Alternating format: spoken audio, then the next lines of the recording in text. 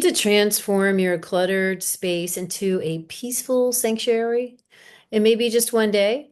Well, let me help you out. Start with your bedroom, start with your clothes, and get 3 boxes. You only want to do one room at a time, by the way, just to avoid overwhelm. And then 3 boxes would be what you're going to keep, what you're going to donate, and what you'll throw away. I use 2 donation boxes because I have really nice stuff that I just don't want anymore or it just doesn't fit me very well. And I'll take it down to Assisted League that is on Highway 49, kind of in the middle of Grass Valley and Highway 80.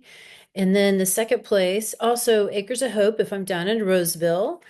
But I do like to try to keep things within Auburn just because that's where I live. And then third is Goodwill, which is on 49 as well. You just drive around the back, wait in line, and you give them your stuff. Boom, you're done. And then, of course, the trash. If your clothes have holes in them or they have lots of stains, just throw them away. You don't want someone to buy those. They're not going to let them buy them anyway, so might as well get rid of them. And then last is use a vertical storage method. That's a solution that just gets you the most use of your space.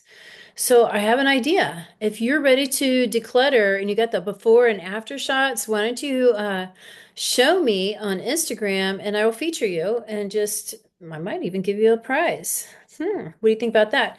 I'm going to give you a prize from a small business owner on Highway 49 in North Auburn. There you go. Good luck.